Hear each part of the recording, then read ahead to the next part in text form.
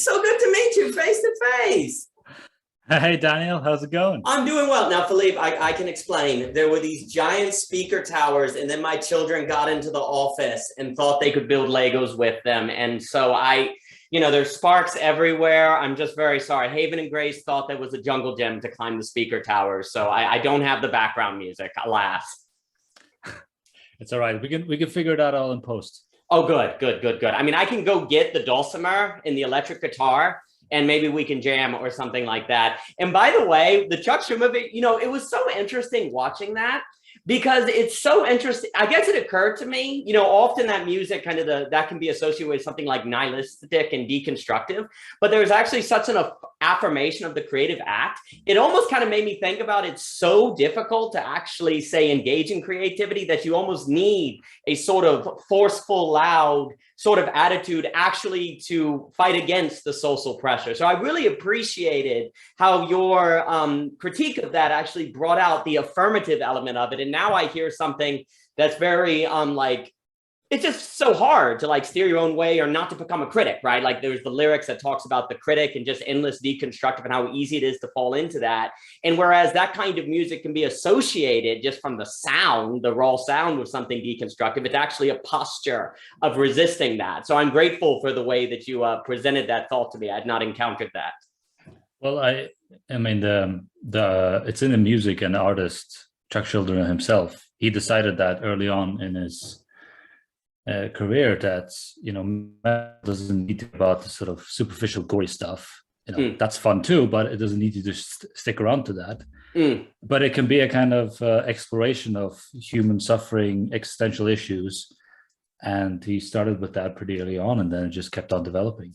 And so the thing I talk about in that video is the last album of the band. But that's kind of like the pinnacle of what he developed towards the end. But he is one of those musicians, there are a few of them, who are using their music and in a very sort of philosophically inspired way. And that's why he did the hard work. I'm just there picking it up and just talking about it, right? He makes it easy for me. And he himself eventually started reading philosophy. He has some quotes of Nietzsche on the back of the album cover. Yeah. So it's funny how he comes from a very different place. He's not philosophically trained or anything like that, but by being drawn towards these concerns and issues from his own place, right? He eventually comes to this, the place where the roads meet, where he finds Nietzsche, and he died very early because of cancer, but if he'd lived on, he probably would have gotten to Hegel, and who knows? Who knows what else would have come out? Well, I really like what you just said. Flannery O'Connor has this line where she says, the writer is someone who's not afraid to stare, and where great writing comes from the ability to really see and look clearly at the world that's going on. And, for her, and following a more Catholic sacramental ontology, she was like, if you can accurately describe the world, that will inherently point to theological implications. But I think something similar actually applies to philosophy. Whereas if the artist who's really trying to look clearly at, say, what nihilism does to people, or really trying to find a subject that can move people, and they look really clearly, you find yourself actually entering into philosophical concerns, not because one day you kind of sit down and say, hey, I'd like to incorporate more philosophy into my art. Because usually when artists do that, it can be quote unquote poured in from the top and actually sacrifice the artistic integrity. But when you honestly engage in just a true encounter with the world and try to be honest with what you see, it ends up finding philosophy. And that's always, to me, kind of interesting, why art and philosophy always kind of have an interesting relationship. I do a lot in creative writing. My wife and I did, and we'd always send stories to magazines like One Story or Iowa and different things. And any sniff of philosophical consideration, and they wouldn't want anything to do with it. Really? It's awful. Well, and to me, it's actually one of the reasons why a lot of the literary magazines, and it would be a different subject, have lost interest. Because don't get me wrong, the description and the stories are fine, but philosophical considerations bring stakes. to stories. Like there are stakes that are now involved. And don't get me wrong, if you have really interesting stakes, but you're not able to say describe a family realistically, or you're not able to bring in the irony and tragedy that says characterizes the Chekhov, well, then that's not going to do, because you're just using characters as mouthpieces for ideas. But on the flip side, if you're not allowed to have any sort of philosophical consideration, well, then it's just a nice story. And don't get me wrong, a nice story has a place. But over time, there can be a sort of emptiness to that kind of to that sort of artistic element, because it doesn't have any stakes. And so I've seen that happen with a lot of the literary journals, at least in I'm not going to say all of them. There's actually some magazines now, like Rediver, the philosophy journal, like that are kind of like attacking literary fiction, because they're like, no, we need to get to, stories that have stakes as a reaction against it. But what's interesting, for me, it's like, so a lot of in my experience, a lot of the people in like the literary magazines, that they sniff philosophy, they want nothing to do with it. But on the flip side, sometimes you can encounter philosophers who want nothing to do with what they feel is an aesthetic consideration, because, that's going to be getting into the arts. Whereas actually, and yet, despite those kind of that sort of tribalist attitude you can see, and I'd be curious what you think about it. Well, since art comes from a place of really, if we take Flannery O'Connor, staring at the world per se and trying to encounter it, if you do art well, you will end up in philosophical concerns, because the subject is of the actual world that you're encountering. Whereas the philosopher, if they're actually trying to do a philosophy that's quote unquote concrete and actually dealing with lived experience, you also end up in a place that is dealing with concerns of artists. So there's this interesting way that they intersect, which then creates a funny tension, because they've been subconsciously trained to want nothing to do with the other. And so they can kind of break away. So there's this interesting sort of tension that sort of develops, at least in my experience, on the different work that we do. Yeah. Regarding art and philosophy, I guess for the artist, whether it's literature or what have you, it's like striking a balance, right? If you go too openly philosophical, you might become didactic and trite, right? And that's just becomes a bit of an obstacle to the story or whatever the literary thing is happening. But then again, if you go the other extreme, it's, as you said, it's a nice story, but what's the meat and bones? What's the substance? Right? Yeah. But I think that striking that balance is all about the skill, right? I don't think it's something you can theorize and kind of make a formula of, just figure out this theory and then you got it. No, it comes through habit, through practice, through doing it. And I don't think it's something that just you can plan for. You just got to keep doing it, and someday it will work. Oh, I think that's beautifully put. And since we spoke about honesty in the beginning, the thought came to me that honesty is a shortcut to truth. And truth in a philosophical sense, like philosophical truth, the existential truth, the kind of truth that makes us feel alive and meaningful, find meaning in the world. But that is interesting how you run up against that sense in great artists, how they are capable of embracing truth, and you can kind of feel it through their words or through their art. So right now I'm reading Knausgård's My Struggle, and that feels very naked. Like he's putting himself out there, and he doesn't feel forced in a way of, and I need to follow up a certain plot. It needs to have these devices, right? No, it's just a cacophony of thoughts that just rumble and tumble, and you're all along for the ride, and that makes it interesting. And it kind of gives you space to figure it out on your own as well. I think that's very nice. But sort of, calling the Collingwoodian within me is going to say, there are all overlaps between art, literature, and philosophy. But the German idealist within me is going to make, but at the end of the day, they're different disciplines. Yes. They have different technical vocabularies. They have different unique activities. There's a certain way you do philosophy, that you speak in a certain way, you talk in a certain way, you write in a certain way, etc. You're in the subject matter of what you're dealing with is concepts, right? Whereas literature is, I would say, more about beauty, evoking beauty, and then through and giving an aesthetic experience, you might find truth, and you might find other things. But first and foremost, that immediacy has to hit you in art, I think.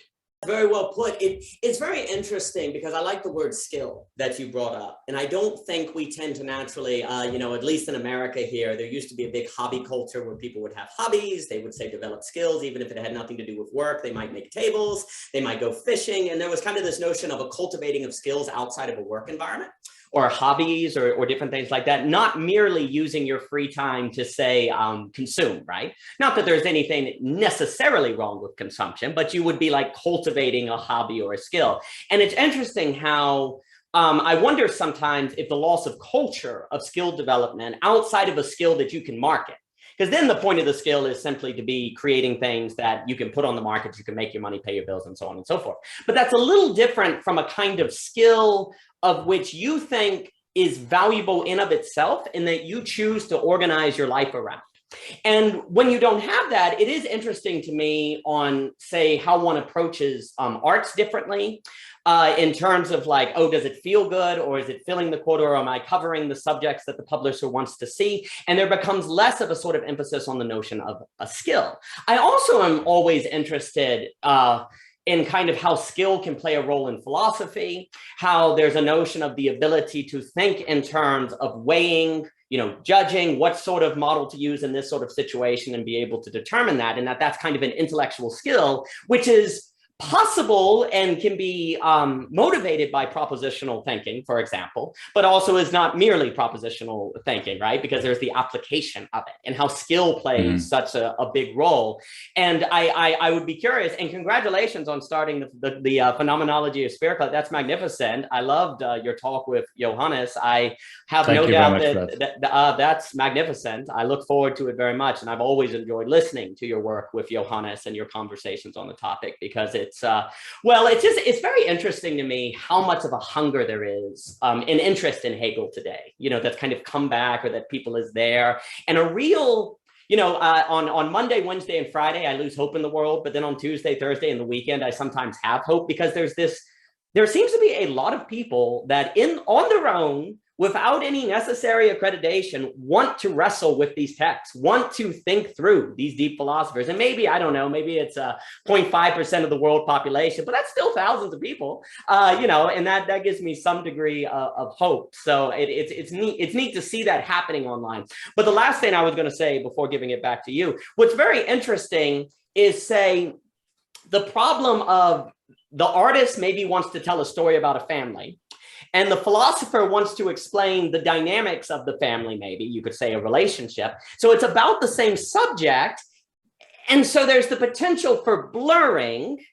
And the question is, how can you have overlap without blurring, right? Like different kind of levels of aesthetic. If I were to use a language, I'm trying to think of a language to put this. It seems to be one of the greatest challenges, to be able to figure out how to have overlay without blurring, I guess, is what I want to say. And that seems like a skill thing.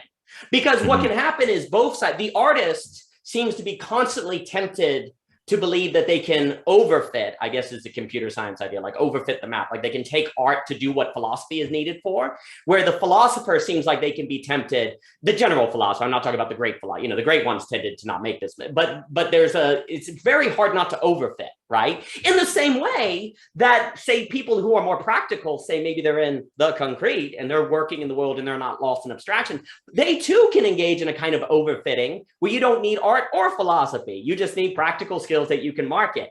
And so it's interesting how difficult it seems for human beings to be able to have overlay, appreciate different dimensions and different approaches to the same subject without those dimensions like blurring together and not negating, because that can be, in Hegel, like sublation, but almost effacing one another in a problematic way. And it seems like avoiding that has something to do with skill. That's why I really like that work, like a skill, an ability to hold those together without having them blur. Seems very difficult. It was a thought I was having as you were talking. Well, another aspect of skill is that it's something that you progressively do less and less consciously. So in the beginning, when you're starting something new, right, you're very conscious about what's going on, right? It feels very alienating and strange. you're learning to drive, you're learning to cycle, you're learning to play the guitar. It's so awkward and weird. And you're paying attention to all these things, right? But as time goes by, as you practice and so on, you pay less and less attention. Has the consciousness disappeared? No, it's sunk into the practice itself. A part of you is now gone into become implicit in what you're doing, right? So in a way, in a weird way, right, when you're playing guitar proficiently, that's all the thousands of past yous that have merged together and are there present with you as you play, so that your current conscious you can just be like, yeah, where do I actually want to go? You can think about, macro level things like, oh, what do I want to play this kind of music? Do I want to play this kind of lick? You can focus on big picture stuff. Whereas when you're early on practicing, you have to focus on very sort of detail level things until you get it, until it becomes second nature. One of the thoughts when you're saying about how it's almost like when you really are skillful, there's kind of something very paradoxical because you stop thinking about it, which almost in a way you would think would mean you don't have skill, because if you're not thinking about it, then you don't have the skill, right? And yet, funny enough, it's actually precisely in that place of when it becomes an unconscious thing that is the peak of having the skill, which is such a funny thing, right? And yet you only get there kind of through a failure where you have to, it's kind of like there's a sense in which when you think about it really closely, it's a kind of failure because doing that means it hasn't reached the level of expertise when it's unconscious, right? And yet from that level of focus, it almost, not like inexperience, looks like evidence that you're super skilled because you're focusing it on so much and you're doing it so much and that you're an expert. And yet, paradoxically, it's actually when it moves through that to a place where it is something you don't even think about so much, which from an outside perspective may have a kind of looking like, oh, they're not even thinking about it, then they're not really an expert. No, it's actually confirmation of that. And it does seem, I guess I was also saying, that's really interesting on the notion of at some point you unconsciously get the ability to overlay dimensions, say the practical, the philosophical, and the artistic, if we're just thinking about that, without blurring them.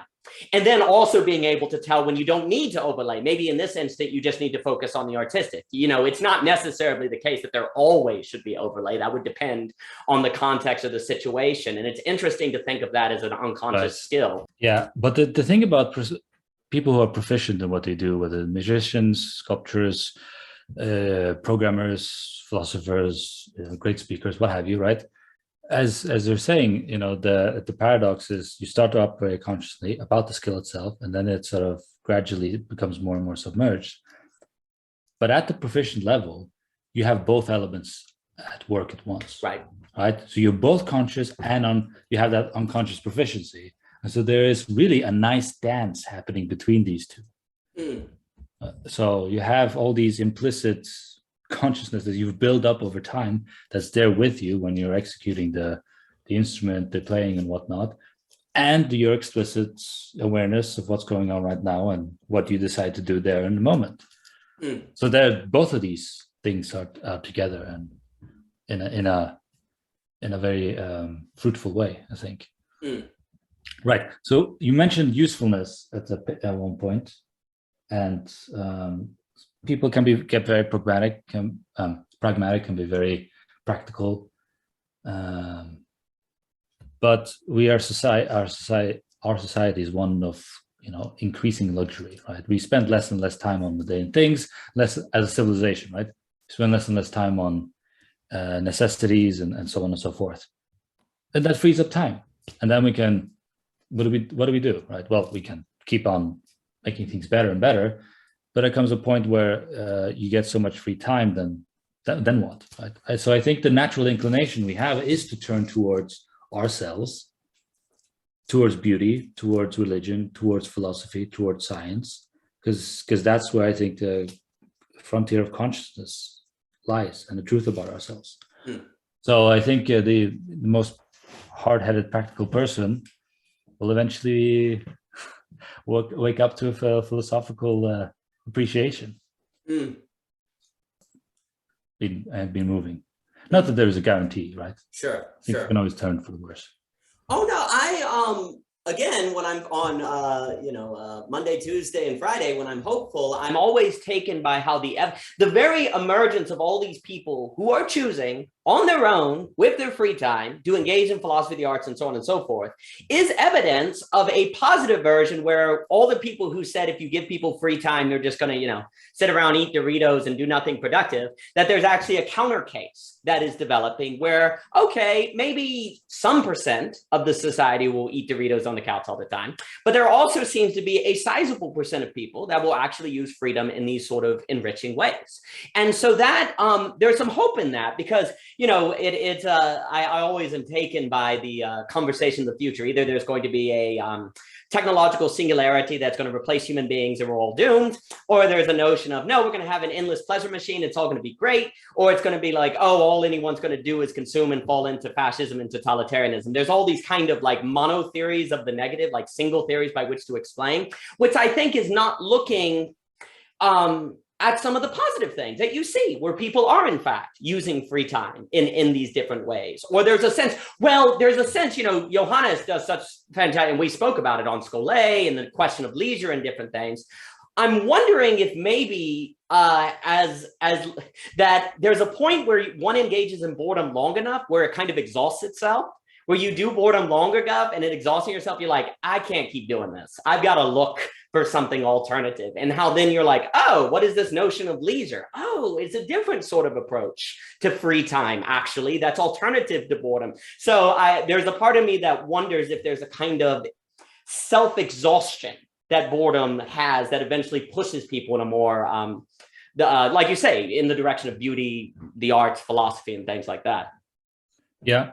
And I think also that there could also be a lot of luck and contingency involved. Sure. Right. It's not that, people just need to have the space to then make the right choice. Well, maybe the choice has to in some ways be made for them. A catastrophe has to happen in their life, or that there's something happens to them that awakens this issue or brings it to the fore, and it becomes something pertinent that they have to, I have to grapple with this now. Maybe that's what's happens more often than not, is this, that it's something that arises as a struggle or a mystery that is calling to you to be for you to grapple with it, to figure it out. And that itself can be very enticing. And so you're more pulled towards something rather than standing from an indifferent, arbitrary standpoint and you're just like, oh yes, I shall today think about thinking. So yeah, I think there's a bit of these elements of luck, contingency, and one's own personal history that can be, pulling people towards certain directions and so on. Yeah, this is I'm really glad you brought this up because this is one of the most, for me, kind of pressing questions of what we're describing is something I like to call intrinsic motivation. That's a term from psychology. It's the notion of a motivation where you're self-driven more than extrinsically motivated. Extrinsic motivation is, say, where you are motivated by something extrinsic from you. So for example, extrinsic motivation would be the paycheck, right? The reason you go to work is not necessarily because you like the job, but because you can get a paycheck. So there's an extrinsic motivation. Whereas an intrinsic motivation would be, I do the work. I go to this job because I value the job in of itself. I do it even if they didn't pay me. It's the thing of itself that has value. Now, of course, you can never divide these perfectly. It's not like it's one or the other. They're always informing one another. But there's a question of, for me, what's very interesting is, where does intrinsic motivation come from? And I agree with you. It seems very, very contingent. It seems very embedded in the particular circumstances that people live and they're in. Maybe they're intrinsically motivated to grow flowers because their mom grew flowers and it's a subconscious thing and they don't even know. Maybe they're intrinsically motivated to go to this job when it's a subconscious desire for their dad to be proud of them, right? And then arguably that's not an intrinsic motivation, it's actually extrinsic. So they blur. It's not so easy to determine. But for me, what's very interesting is I kind of associate this question with the question of how does someone leave Plato's cave? Because what was so interesting to me is when I went through 4 translations of the Republic, I had actually forgotten as of 2 years ago that the guy is dragged out of the cave. Like, I had forgotten that. Like, subconsciously, I had come to think of it as one day someone went, wait a minute, those are shadows. And they got up and laughed. Hang on, something ain't right here. Something is not right. And then it's like, and then I go back and read it, I'm like, oh, frick, the dude's dragged. And I'm like, and Yeah. to me, this is fascinating Yeah. because the question then becomes, okay, in a hypothetical scenario where no one drags you out, is it possible for someone to come out? Right? Right? Mhm. Maybe not. Or even asking them to come out, right? Yes. Be like, come with me if you want to live, right? They'd be like, no. Why are you talking? You crazy, right? So they got to drag them out. Gotta drag them. And this suggests that learning is a scary, violent process, right? Really learning, like having your world open. And Hegel is somebody who attends to this in the beginning of his Phenomenology. He's like, this is the pathway of despair. This is not a happy thing, right? And you already have to come in with a lot of motivation and energy even before the project starts, because otherwise it's going to burn you out, right? Because it's so challenging and it's not easy. It's simple but not easy, right? Simple in the sense that you just gotta open up the word, book and read. It's there, right? Yeah. Oh, no, that's a perfect way to put it. I mean, very often we're trained to think that if it's simple, it's easy, but actually there are simple things that are maybe the hardest things, right? Like, I always thought it was hilarious where Kierkegaard, I think it was Kierkegaard, who said one time that all the problems of the world can be summed up by the fact that the average person can't sit in a room still for 3 minutes. He said something like that. And I always thought that was hilarious because he's like, it's the simplest thing in the world, just, sitting in a room, but it is very difficult for people to be still at that level. And yet it's quote unquote simple. It's actually easier to go out and fill your time with busyness, is what Kierkegaard said. Now it depends, some people can sit in a room because they're lazy, but there's also an existential meaning of that Kierkegaard is getting at. That's fascinating. But no, on this notion of simple, well, because to me, the dragging could represent, because this is what I go back and forth on. It seems like the beginning of philosophy, like if we're talking about this, where a person realizes that, say, they need the arts or philosophy, I'm tempted to use the word culture, but that means a lot of things to a lot of people. So we'll just say philosophy. I completely agree that it would seem like some people have been through a crisis, a devastation, some sort of thing that makes them realize I need to change. Another possibility seems to be it may be a very deep experience of beauty and wonder, like an extraordinarily powerful experience of some sort of beatific vision, almost, you want to say, not mere like seeing a nice painting, but some deeply transcendent experience. And what constitutes that can be many things for different people. But that leaves open the question of, is it possible? Must it be those two? Because if it must be one of those two, then for my mind, it has to be dragging, some form of dragging, because I would associate that with a sort of waking one up out of their current state to make them see that they need something more. Or is it possible to have a person in the cave that actually gets up on their own and just simply realizes they need to do this and go without having that occurrence? Because to me, that's really interesting, because it would be like, it's what fascinates, like, so for example, like I read Hegel, like, what year is it? I don't even know. We skip between 2019 and 2021. It's going to be like the 13th floor of an elevator where we just skip it and go straight to 2022. But in 2010, I read Hegel. And I don't remember it at all. Like I read the same words. I read the same pieces of paper, but it didn't have any sort of to it, right? I read it, but it didn't have Well, then I went through like 10 years of thinking through other philosophies or looking for something and there being something missing and how that had consequences. And so then, 3 or 4 years ago, because I did most work in like the Scottish Enlightenment with David Hume, Harman, Reid, these different people, Smith, and also people I now like to call, and it would be a different subject, like the counter modernists, which I actually think there was a movement that's not postmodern or modernism, but it was kind of a counter modernism that's made up of people like Maurice Blondel, Michel Planier, Benjamin Fontaine, and Alfred Korbusca, these different thinkers that actually had a different line of thought that I don't think is explored very much. But that's another subject. But anyway, when I came back to Hegel, I was like, oh, because I had gone through things and now it could hit me, right? Like it could hit me as having something very deep and profound here, not just the unfortunate impression I got from it just being, pre-Marx or something, right? Which is a terrible impression, but unfortunately, alas, I have to confess to having it. But it's like something had to happen in my life, right, to make that occur.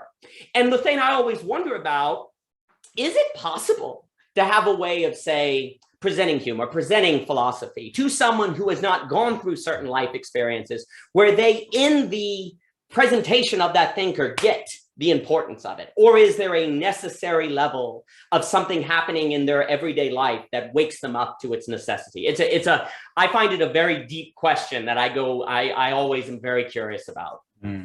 That's a good question. My old teacher used to say that Plato doesn't think you're able to do philosophy until you're 30 years old, because you need life experience. And then he would, taunt the classroom, prove him wrong. So,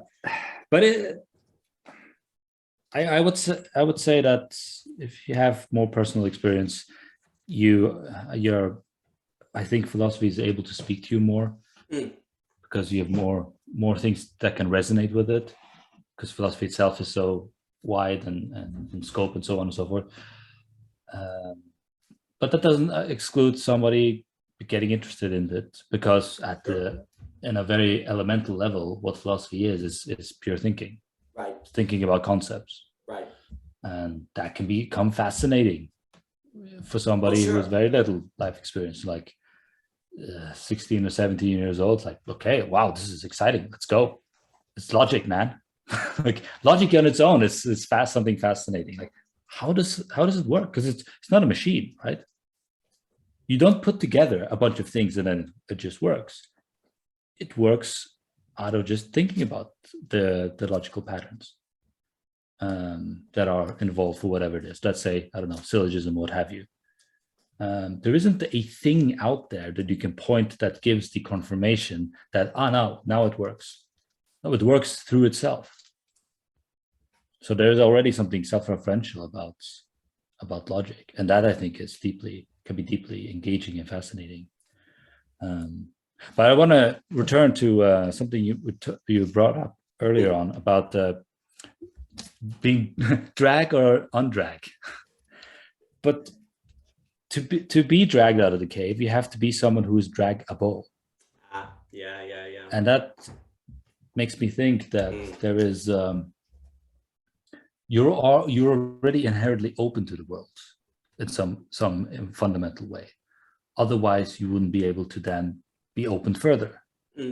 So that violence can be done to you, that you can be dragged, that you can be knocked out of your situation, and still realize that that is something that happened to you, is you containing change and accommodating it, because you've already been open towards it. You've already had this, and I mean open in a kind of very ontological sense here, a kind of fundamental openness that defines conscious experience as such. So maybe there isn't a dichotomy here between drag and undrag, but just being there and existing itself is already kind of invitation to getting dragged. Well, that's a really good point that you're making.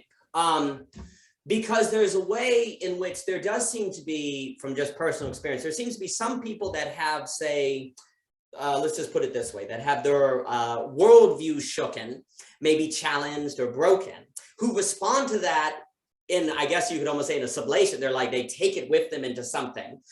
Whereas other people can encounter that shattering of that breaking, and then it breaks them.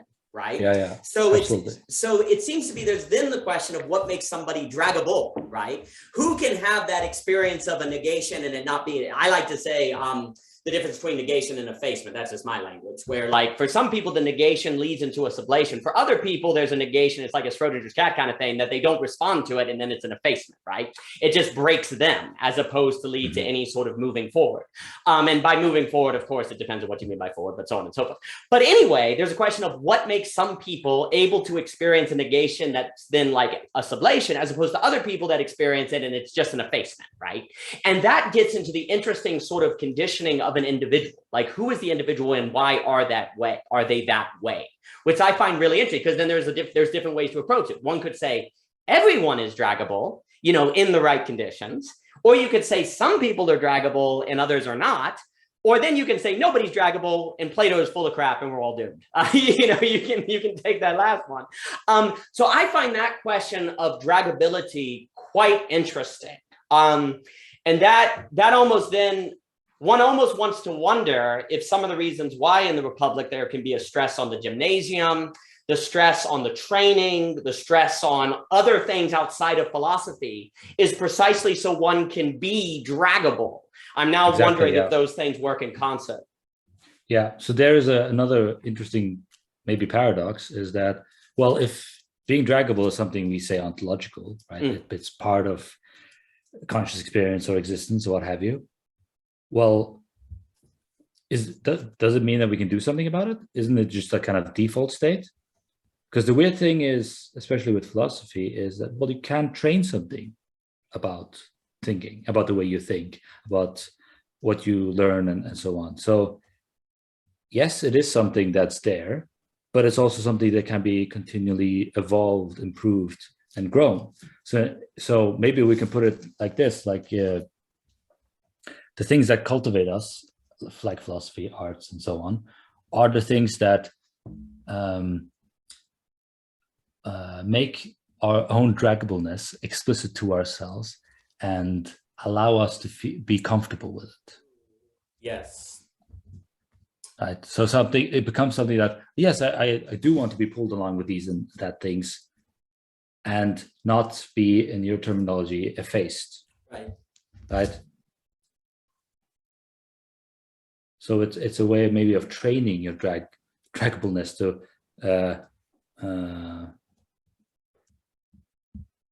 yeah. I really like that. So there's a few things that come to mind. Considering arts and philosophy as in the business of training draggability. Because the other thing I was going to say that's really interesting is, in my mind, a possible answer to it is a kind of idea that if you can, it's almost like before people are brought in the cave, it's like if you can train a child to maintain fascination, because it's very interesting what you were saying. Philosophy can start in a kind of fascination with concepts of which can lead to the other. And one of the things that does give me hope is I do think children do seem to be very intrinsically motivated naturally.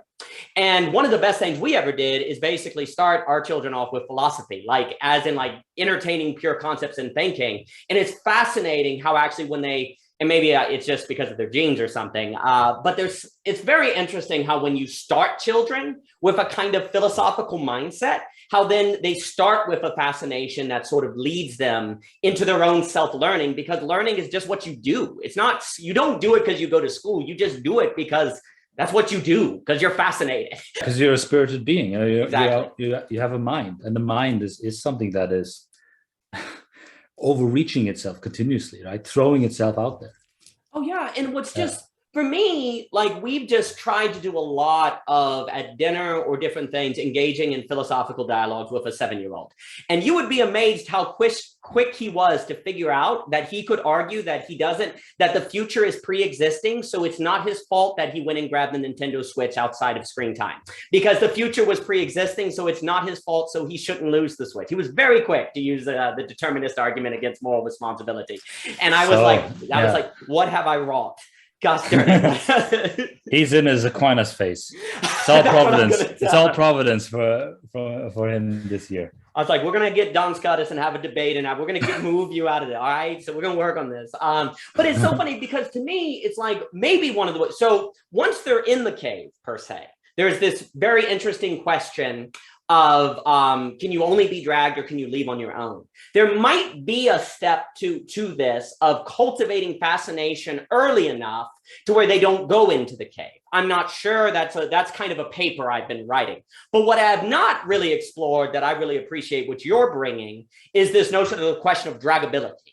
And is it the case that maybe there's a way, this sounds weird, I'm thinking of it as I'm talking, is there a way to experience the shadows on the wall in a manner that makes you more draggable, right? Is there a way to kind of encounter the cave as one of the prisoners that would actually increase your draggability? So then when the opportunity arises of someone to drag you out or for there to be wonder or trauma, you actually can be brought out. And that makes me think, now this is dangerous territory because, I'm not a world-class expert in Mr. Johannes, is this does make me think of Heidegger and the notion of how to hold being, how to, Daniel's Rubin, I will talk about suchness, how to have suchness strike us, where we move out of the subject to the Dasein and the encounter of new being, how there might be resources in Heidegger for this question, but now I am positing something that I am not an expert on. I like to think I know something because I've listened to Mr. Nieberhauser many times and read the books, but as all great books, one reads and can be overconfident in their understanding. So I hold everything I'm saying tentatively, but there's something about where Heidegger may fit into that question of how to be toward the shadows in the cave, or how to be toward that situation to make one more draggable, because they become more open. That's a thought that has entered my head. Mm-hmm. Well, on the immediately, I think that, well, you wouldn't see the shadows unless the light was there. Mm. So the light is, even in the cave, is with you. Mm. So that could be like a potential for you figuring something out from within the cave without getting dragged out, but then be taken by the glimmer of the light to then awaken you there within the cave and drag yourself out. Use your own dragability to drag yourself out, right? Just within the metaphor, that's what I'm thinking, because we are dealing with light and shadow, and then coming out into the open. So that's kind of the optimistic view, but I think there is also a real pessimistic view that can also be brought out, and that is that, well, people do get stuck into certain routines, certain patterns of life, certain histories, circumstances, and it just worsens.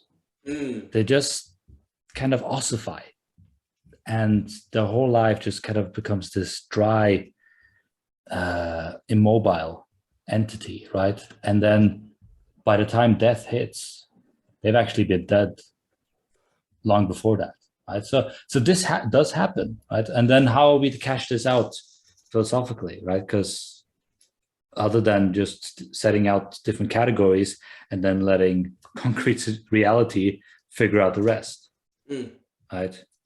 But it's a tricky thing, because there can be optimism in the cave, but there also is real pessimism. Oh yeah.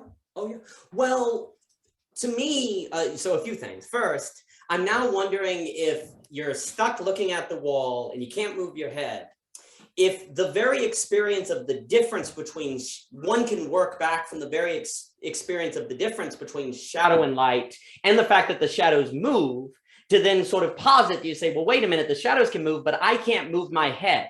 Well, I should be able to move my head because these things are moving. Why can't I? And if there's some kind of, as a thought experiment, could you actually, that's an interesting paper, I'll have to think of that. Like, could you possibly arrive at the conclusion that you are a prisoner in a cave from the experience of the shadows on the wall themselves? That's an interesting thought experiment. I will have to ponder that, because if so, that would have a suggestion of maybe a possibility of leaving on one's own without the trauma or the one, et cetera, so forth. But I'm not sure.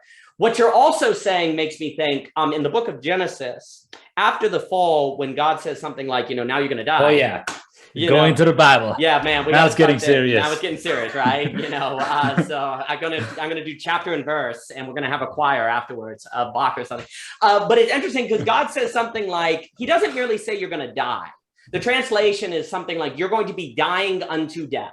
Like, you're going to be dying every day until the day you die. It's not merely that you'll be alive and then you'll die. It's like, no. The very trajectory of life will now have a certain dying to it. And that makes me think of the osmosification that you are occurring. And, so basically the curse, part of the fall, is that it is natural. The claim is that it is now natural. It is now, and by natural, I mean, it is now the way things will naturally unfold, probably, is dying until death, unless you will something alternative, basically. It's like, if you just set it and forget it, the human condition, it will now be dying until death. It will osmosify. It will do exactly what you're saying.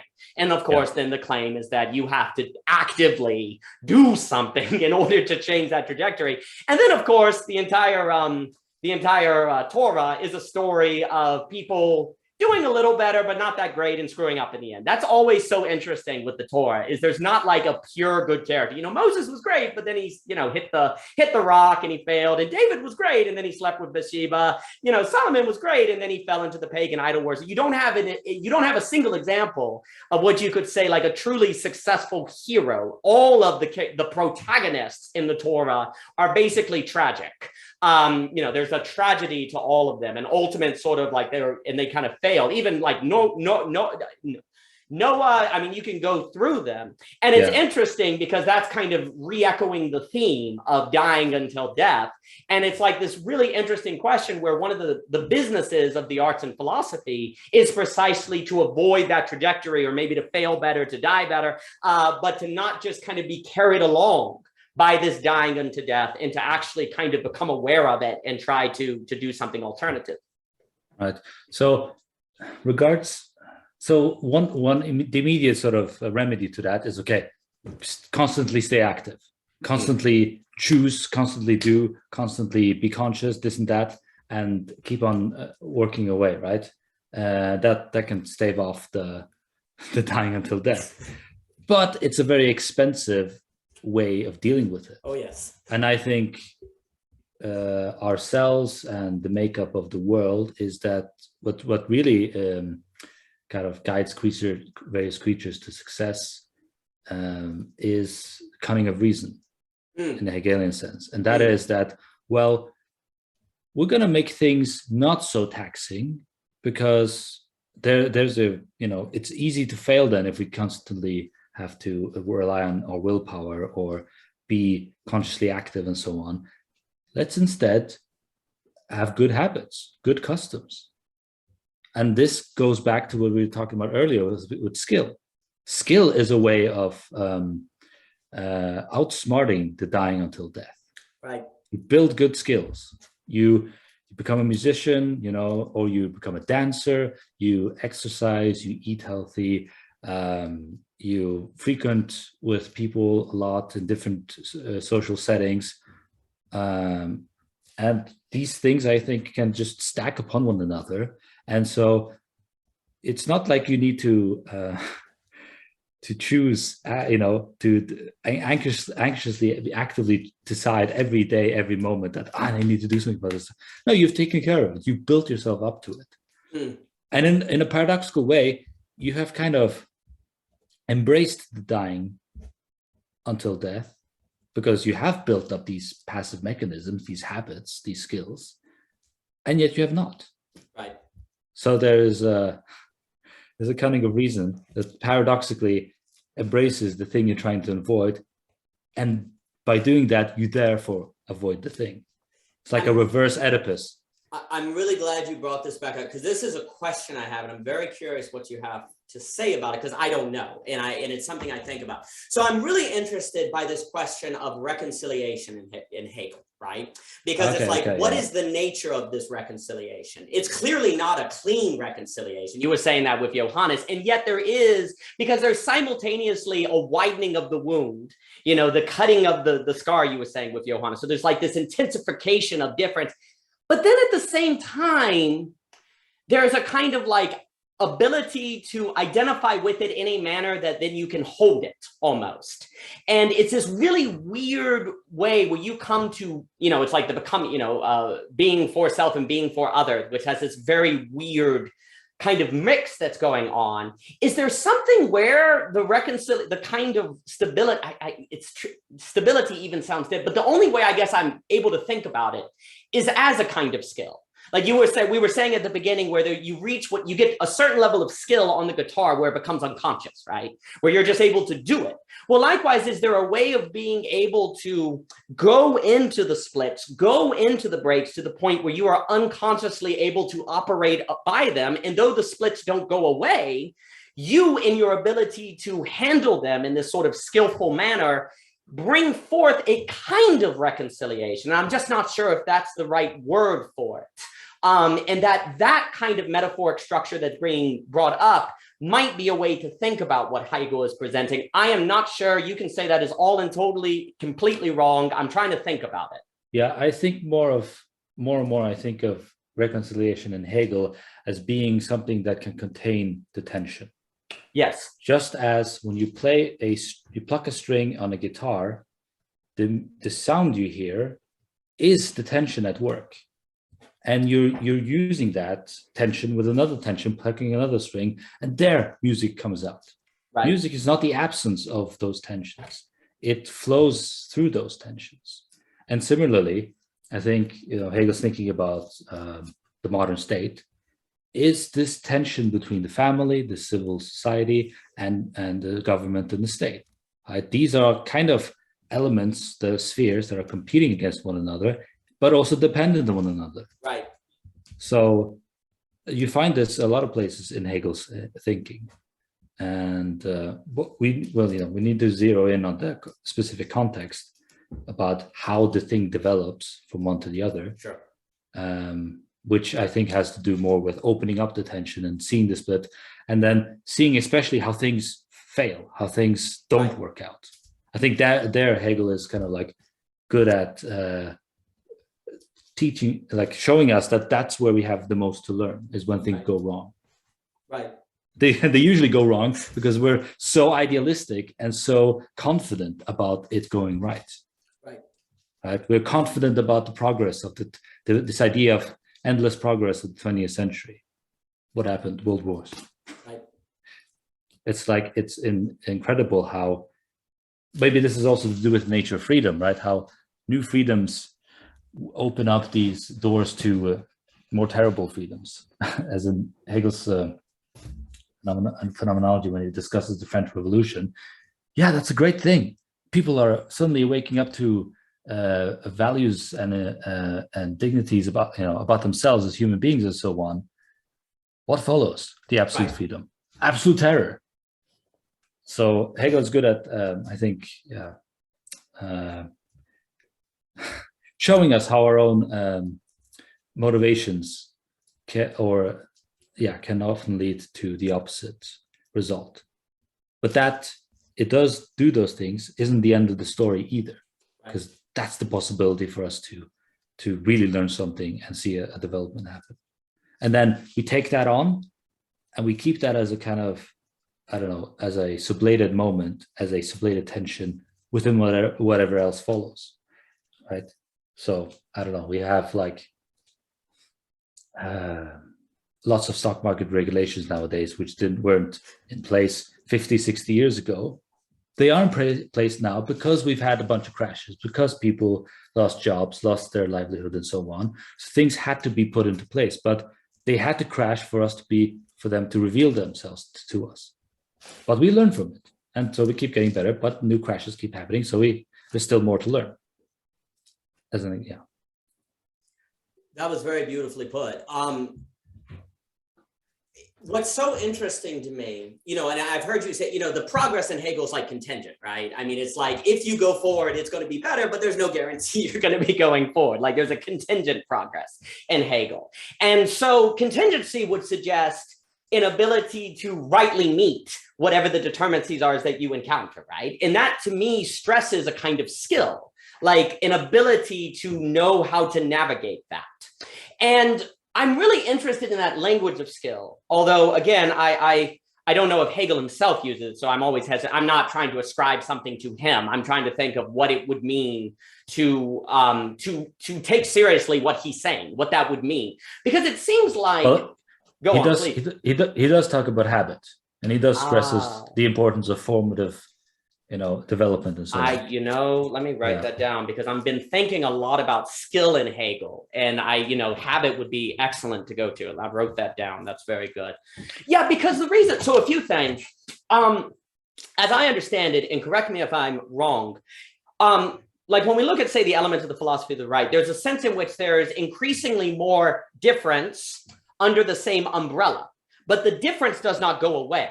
Like what can be read is a sort of like, what I think the mistaken take of what Hegel is talking about is sort of like a unity that erases tension, right? Like as you go through history. But instead, it's a gathering under the same umbrella which, you know, that's kind of occurring, but it's not necessarily going to, it maybe it has increased potential for unity and so on and so forth, but it's not given, because in fact, difference is really hard. It's really difficult to engage with more people who are different or more complex units of social organization. So the question is so the question becomes, will the state, the community, so on, develop the skills, if I'm using my language, or the habits to be able to handle that difference, so that increase gathering under the same umbrella does not lead to the horror, like some sort of horror, right? And so then the question is, what are those skills? And to me, that connects with the question of intrinsic motivation, because I'm almost wondering if it is possible to have the majority of people enter into a place where they garner those skills, whatever they may be, and that all has to be filled in, to where as there's an increasing amount of difference under the umbrella, it does not lead to, tribalism, all the conflicts we're seeing today and different things like that. So to me, the question of gaining those skills and the question of intrinsic motivation, how do you leave Plato's cave, gets really tied together, at least in my thinking. You know, it may all be a dead end, who knows, but you know, we got to spend the weekend somehow. And so sort of exploring that. And so the question of intrinsic motivation and the gathering of whatever these habits or skills are to handle that increased difference under the same umbrella seem very tied together in my mind. And I also really appreciate what you're saying, because like when we're talking about this reconciliation, that's the ability to, maybe we can use the language of habit, and anything I say that's wrong, please just correct me. It's almost like reconciliation is developing the habits to live with tension or live with contradiction, to live with those kind of different, and not have it efface you. You're able to actually use it in a manner where it negates you and sublates you into a concrete way of living that actually is able to handle the difference, right? That is able to actually, so there's that ability, because there's some, like this is, I always go back and forth with, as you know, more painfully than I do, all of the different Hegelian interpretations. Like you have some that are really stressing failure and limit and the inability to overcome difference and this kind of eternal break. But then you have other thinkers, well, at least going on a more traditional route, that are kind of emphasizing this unity or this overcoming of different things. And it seems like there's not a way to, I don't want to say reconcile them, because then that would be kind of like unity, but a way of thinking about, there's something missing from the conversation that is bringing it together. And now I'm just speculative and I don't have a finished thought, that I'm wondering if what's been missing is something like habit, skill, an idea, a word that means reconciliation, but it means the ability to handle the tension. And the only way I can think of it is what you were bringing up. The best metaphor for me of it is exactly what you were saying, the artist with the guitar. Like they are able to work tension to make beauty. They're able to have the tension of the possibility of playing the wrong note and screwing up. And yet that's precisely why it's possible to create the music. They have to locate themselves in the tension to produce the art, and they're comfortable enough with the tension that they don't get nervous and screw up playing the music. And so there's something about that metaphoric structure that's very interesting to me. Mm-hmm. Yeah. So 2 points. As far as Hegel is concerned about, figuring out the habits and customs for rational free society, he thinks it's already there, implicit in any kind of society. Because any kind of society is already a kind of integration of some sort of difference. A family is an integration of difference. Right. So it's the principal logic is already there. Right. And I think for Hegel, modernity, modern state, and so on, has just become more explicit about this towards itself. That, okay, now we're going to make it explicit by making laws, norms, and customs and morals about all these various different things that sometimes may be a lot to keep in mind, but other times it's something that's just we pick up as we grow up, because it's a lot of it is in our behavior. So I think that, it's something that for Hegel, what defines modernity is this that a society is already made up of this integration of difference, this containment of the tension. That is how we get along. And we just keep getting better at it. We do more philosophy, we do more science, we do more studying, and so on. And I think that's all about consciousness becoming more conscious of itself, basically, right? Which Hegel thinks is ultimately what freedom is all about. It's becoming, to be able to think and become more explicit to yourself or clear to yourself about who you are, and so on and so forth. Now I'm reminded of a movie. The title escapes me. It's the one with the animation film with the feelings who are characters. Do you know that one? Oh, the Pixar Inside movie. Out. Inside Out. Yes. Yeah. So, the development there is very Hegelian. You start with these pure emotions, and it's all about, either I'm blissfully enjoy, or I'm super sad, or I am I'm fearful, I'm disgusted. That's amazing. That's amazing. But as you grow up, your emotions become more complex. Right. And that is how they get better, because they get a little bit of this, a little bit of that. When you have a kind of mature feeling of joy, there is a little bit of sadness to it. There is a little bit of fear to it, but that makes it all the better. Just like making a good dish, you put in different ingredients, and that's much better than just eating one of the ingredients by themselves at a time, right? So that film I find that just got Now I need the Hegelian film review of Inside Out. It's going to be like on Rotten Tomatoes. Coming out near a gas station through here. Yeah, you were talking, it's like, okay, don't say Neon Genesis Evangelion and unveil that you watched the anime. Don't unveil. It's like Inside Out. So, so this is what's interesting. I really like how you put it, that for Hegel, the logic of solving, solving is a problematic term, managing this problem of difference is implicit.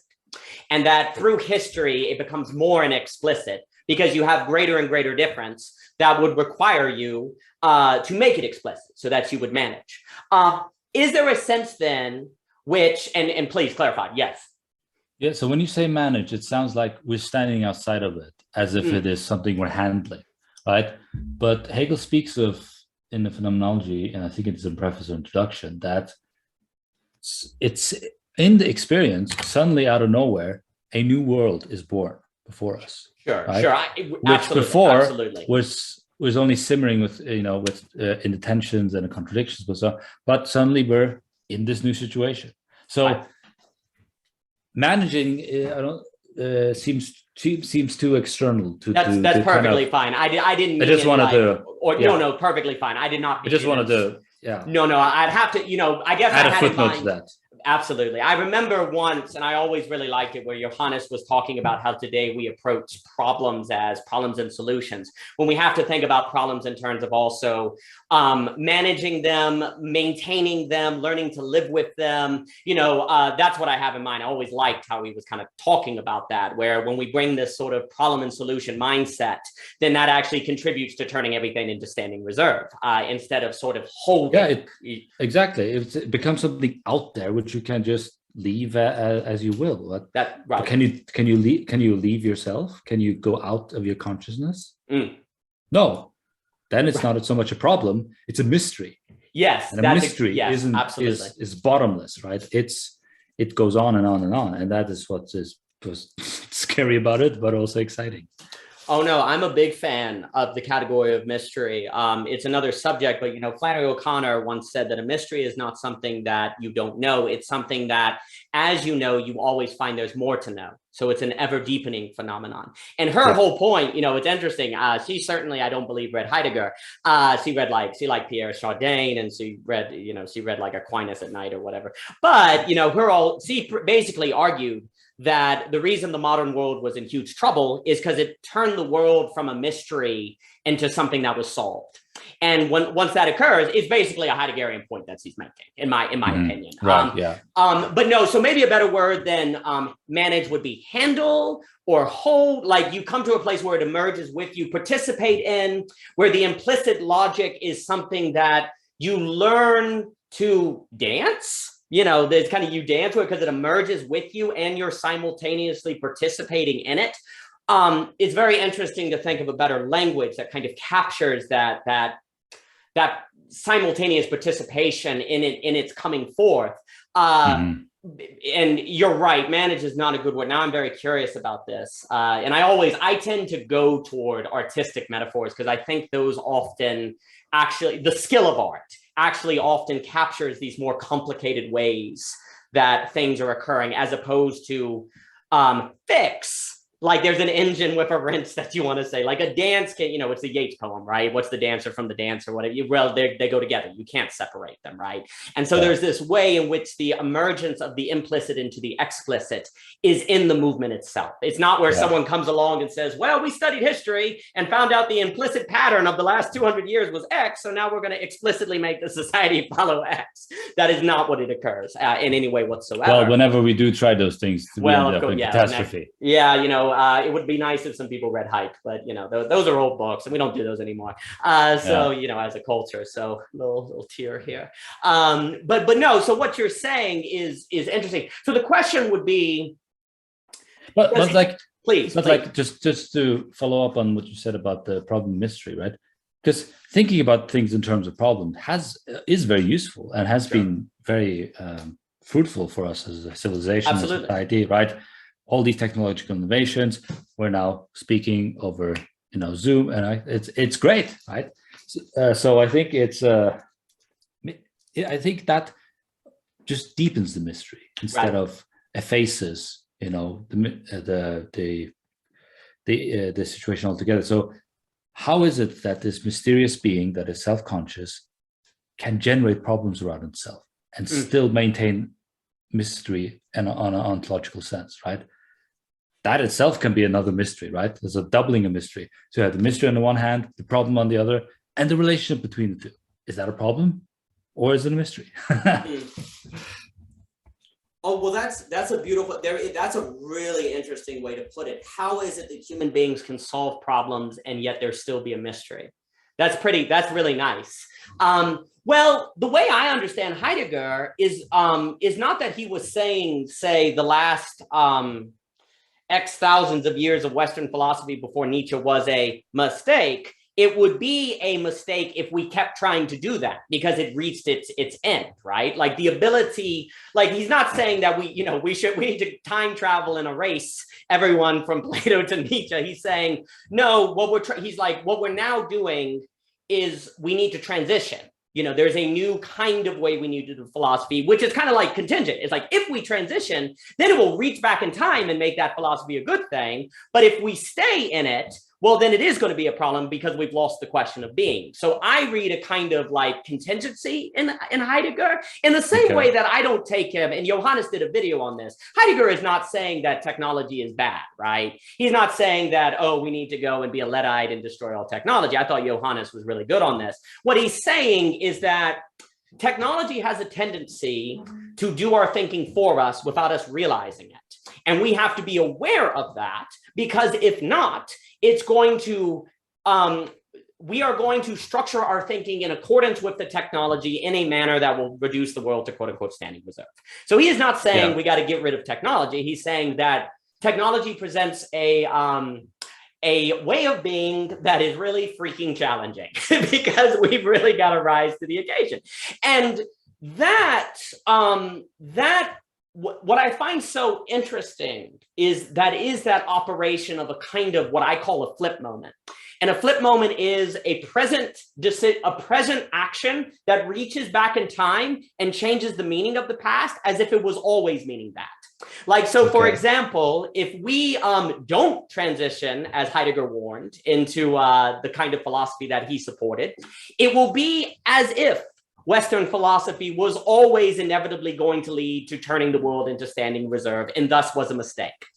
But if you actually do make the kind of transition that Heidegger is proposing, it reaches back in time and makes it to where all of Western philosophy leading up to Heidegger was a good thing because it arose to the occasion of leading to that new form of being. And so the meaning of the past is contingent upon what occurs, and it kind of has this reaching back in time element that occurs. Yeah. And so, you know, I just call that a flip moment. I have in my mind. I just call that history. History isn't made by the past, by the present. You know, I have in mind when I did that in the conflict of mind, it's like, you know, you have a switch on a train and, you know, you have the two, so you flip it and then it goes one way versus the other as if it was always going to go that way. And it makes it seem determined once it goes that way, but actually it wasn't. It just necessarily brings a sort of experience of it had to go that way. And in fact, history will only record it going that way, which can bring with it an air of determinacy when really it was contingent. But the contingency is concealed in the actualization. Yeah, well, I think that's largely up to the future to figure out, right? Because that's probably the hardest game in town is figuring out, you know, what the next big thing is. Your class? So when you were speaking, I was reminded of Milton, the poet, right? When he wrote Paradise Lost, he didn't write it in the style that was like contemporary to him. He already was an archaic in his own time, right? So he was going back to some other ancient ideal.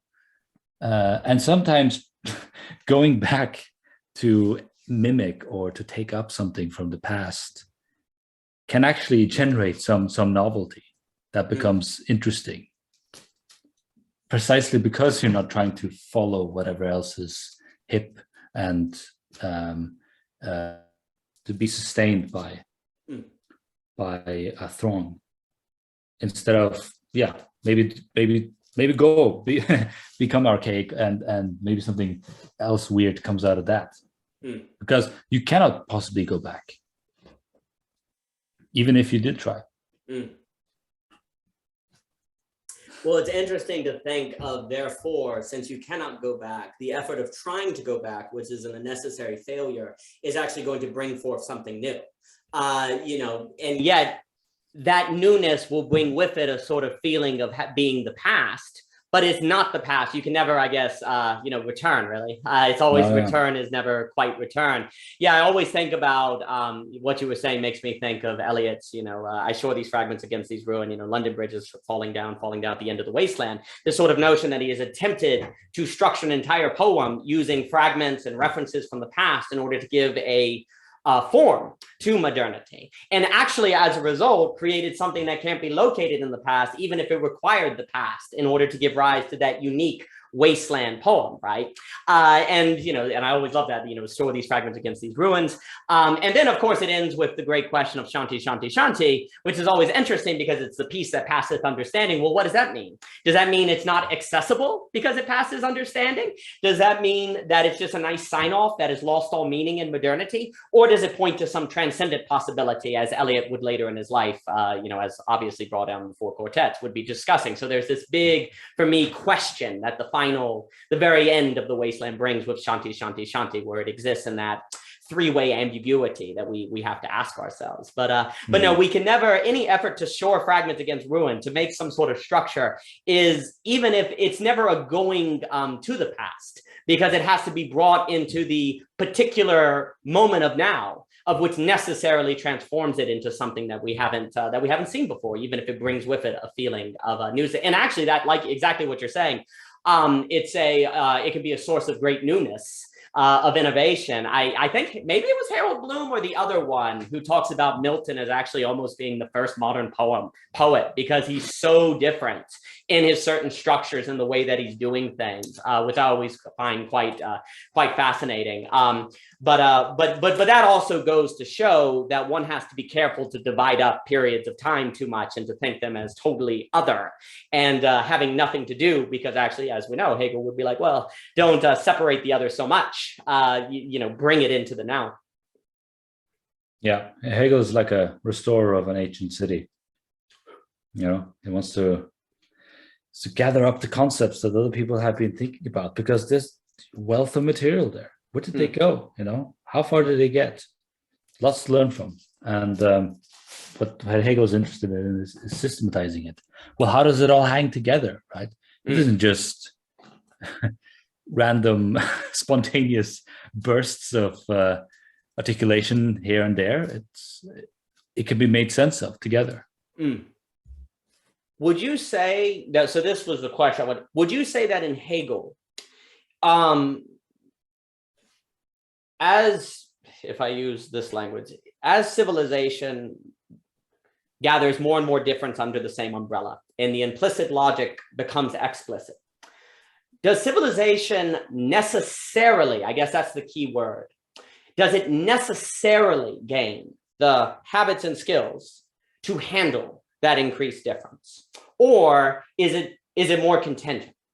Because for me, that's the question of, if it is true that the world today, because I would posit, and I would have to justify it, but I'm of the impression that the world increasingly needs more intrinsic motivation. Like it would need more of that. And I know this is all very general, but it needs more of that.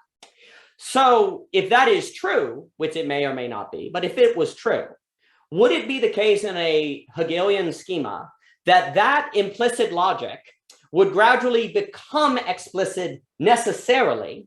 Or does there have to be more of I don't want to say managing, but more of an awareness of that? Or would you say that the awareness of that actually is part of the implicit becoming explicit, and that it will necessarily unveil itself to be the case? Do you understand what I'm asking? Because I'm forming the question as I'm talking to you. Well, with regards to the future, Hegel makes no declarations. He states this pretty clearly. Philosophy can't predict the future, nor should it try. Right. What it can is to think the present, like think one's own world in thought. But thought is not something that is of time. This is what's kind of the crazy, wild element in Hegel, is that there is something atemporal in thought, something a priori, right? But it's an activity, I think. So as long as there are people who are working at philosophy, becoming conscious of what they're doing, what the other people are doing, presupposing that society is integrating different, it is a rational and free society that is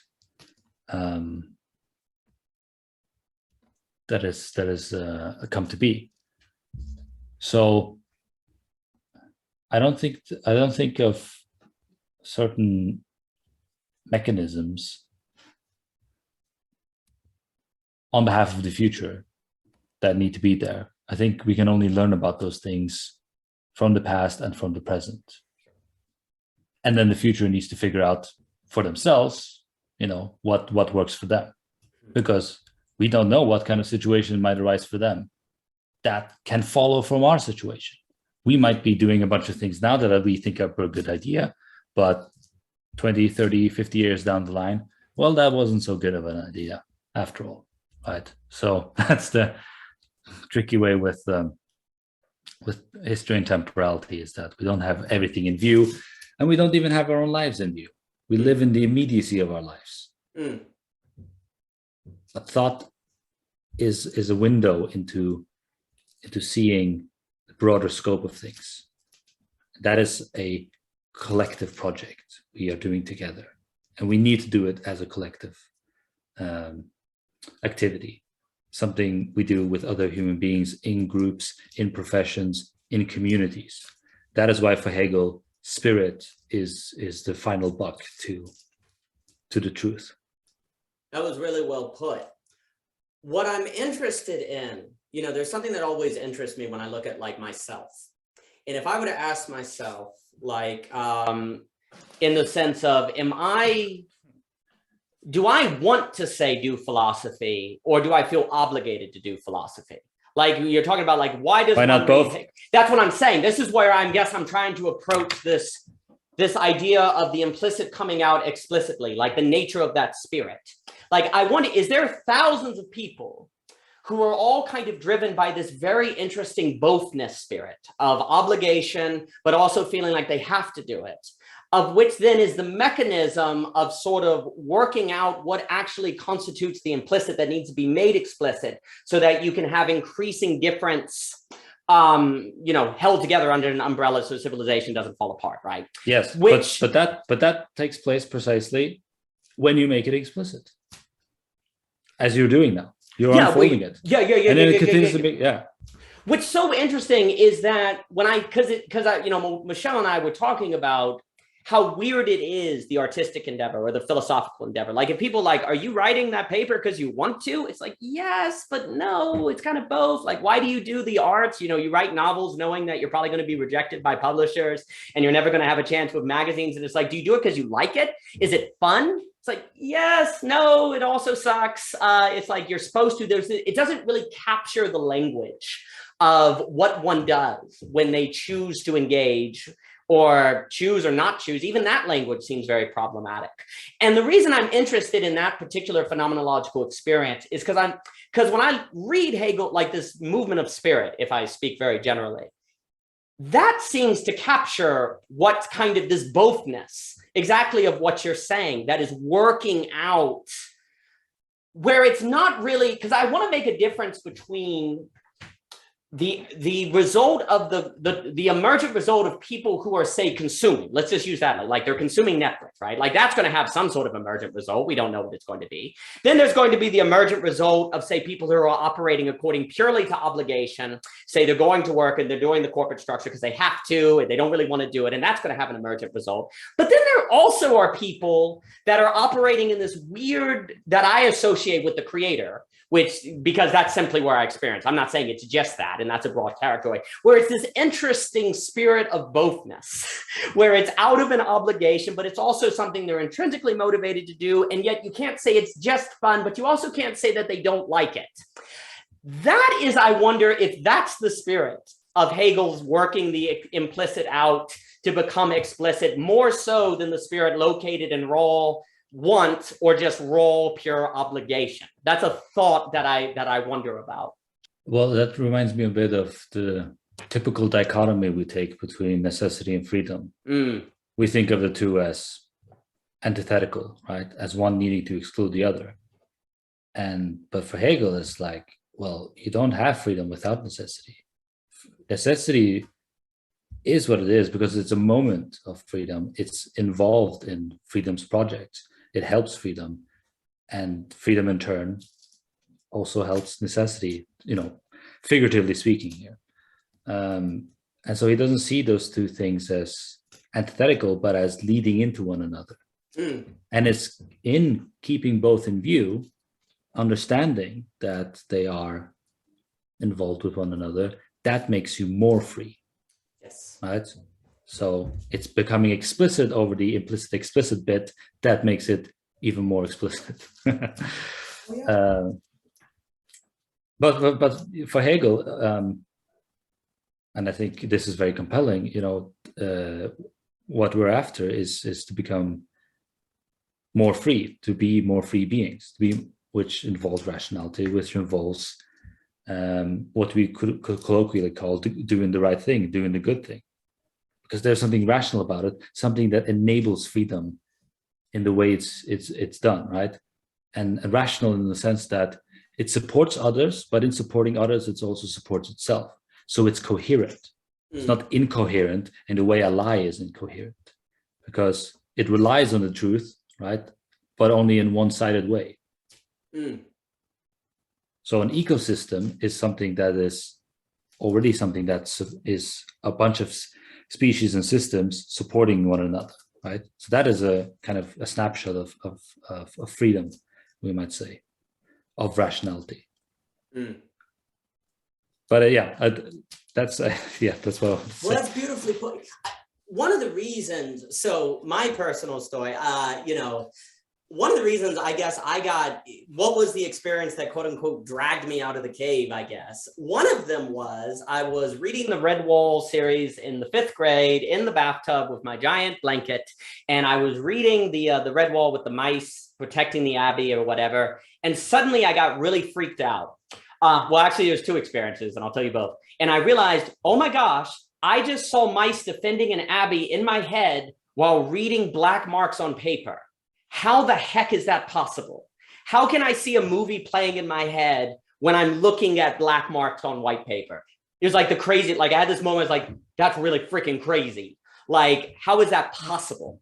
And the weirdness of that experience was kind of the birth of like explaining what's going on and how that's possible, not just scientifically, but also phenomenologically, was really an explosion of interest in philosophy. The other one, which was more existential, was when I was really young and I realized I couldn't look at my own face. I could only look at reflections of it in a mirror. Like how, like I was like, I can never look at my own face. I can only see reflections of it. And I had a box of corn pops upstairs on the green carpet, and I was like crying. I'm like, I can't look at my own face. Oh my gosh. So, you know. Yeah, those things are like gold nuggets of honesty, right? That the fact that you can become conscious of it and experience it and be there immersed in that situation and have it so much in your face with, you know, in fact, the fact that you cannot be in your own face.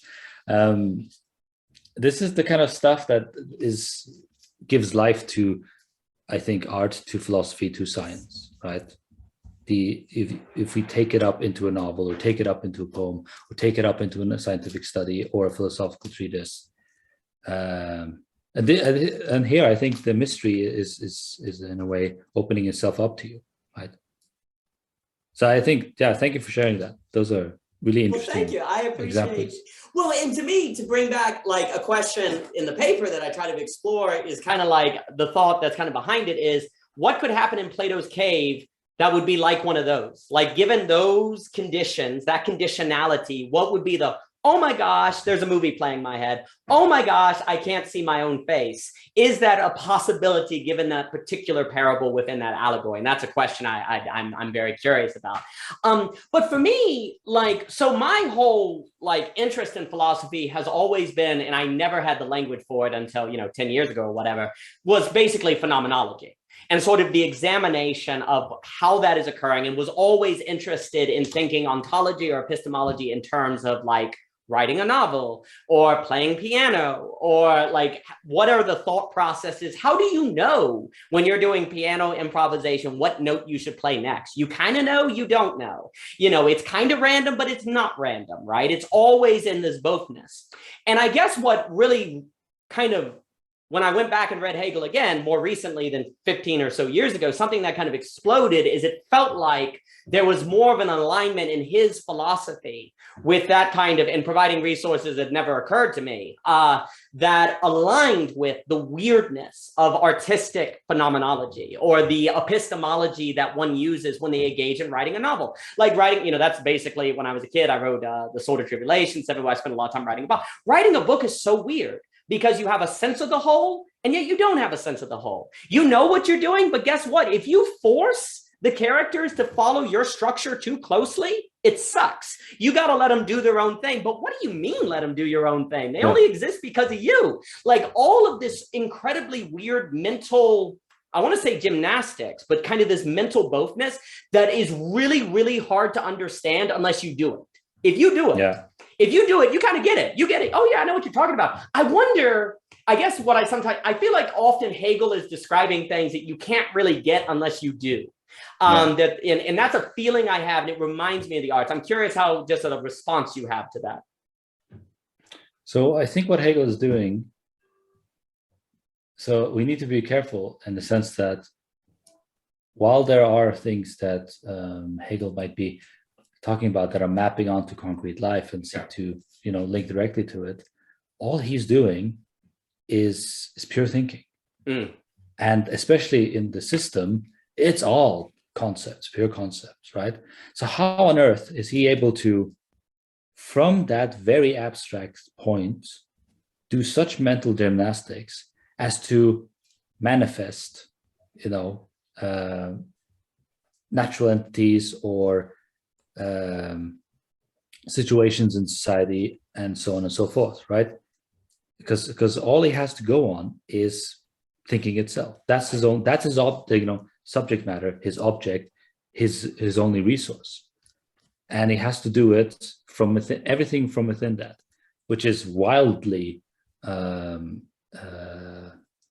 challenging and seems impossible, right? Because so it's a little bit like your example with you're looking at the letters, and how the hell can this movie be playing in my head? Yeah. Well, it's like that with Hegel, but instead of letters, you have pure thought, pure concept. You have being. Right. How the hell does do we get animals and civil society and psychology from all of that? Absolutely. But Hegel thinks that, yeah, we can demonstrate that philosophically. But the demonstration itself is still going to be within that context of pure thought. If you really want to go out, into talking about particular experiences, like you were mentioning, that's not something philosophy alone from pure thought can give you. So Hegel is humble about that.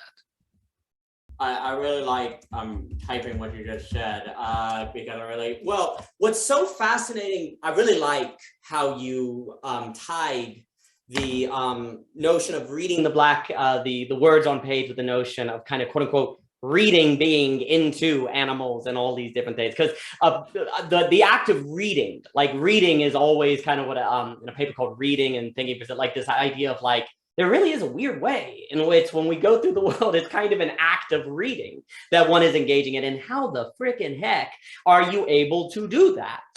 I really like also the way that you're stressing that Hegel is working in the realm of pure thought and building from pure thought, because I think that is very powerful. And for me, I guess and forgive me to make it sound as if what Hegel is saying could be perfectly mapped onto the arts. I don't mean to say that. For me, one of the reasons I like exploring the particular phenomenology of the arts is precisely because they are actions that are not pure thought, that are very kind of close to pure thought. Because like the dancer, if you ask the dancer, explain to me what you're going to do next, they struggle to tell you, like, how did you know to write that? There's this inability to explain, right? It's like, but that's fine, right? And there's no problem in there, because all you need to do is like, okay, you do your thing, I'll be the philosopher, I'll sit in the corner and look at you and observe and figure out the rational concepts that necessarily have to be at work. So you can apply pure thought to various different domains in life and the world, and that's what we call philosophy of art, philosophy of science. It's pure thought applied to this or that, right? And it's trying to figure out the rational concepts at work in those concrete things. So there are lots of dancers, painters, they can explain to you what they're doing, but that doesn't mean it's irrational. Oh no, right? No, not at all. Just as animals are doing lots of rational things, but they can't tell us about it. We have to like sit and look at them and make reports and gather facts.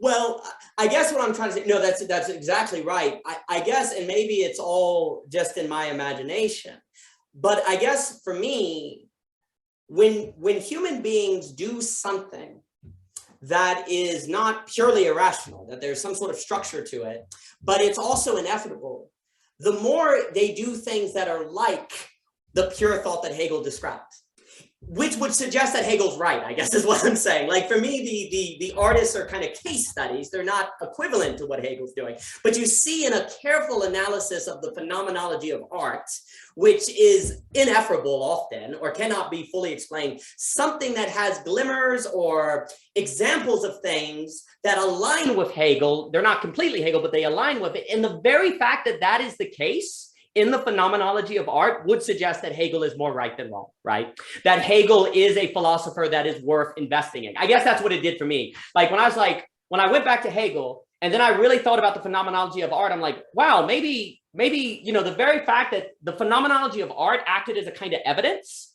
that putting in the time for Hegel was worth it, I guess is what I'm saying. It's like, well, because look, Hegel seems to be most approaching the phenomenology of art. It's not the same, but you see it there. And then I'm also biased since I write novels and teach piano and all that different stuff. But it's like, I always felt that the phenomenology of art was underexplored in philosophy. Now, I haven't read every philosopher. I know there was Robert Greene. I know, well, I'm not saying there was not aesthetic philosophy, but the particular phenomenology of the creative act always felt to me something very, very fascinating. And again, I'm not saying there aren't people who have done that work, but so I was very interested in that. And then when I was reading Hegel in the realm of pure thought, and it seemed like that phenomenology was actually aligning with that, that kind of lit a spark in me to go back into philosophy, into Hegel, and try to really take him on.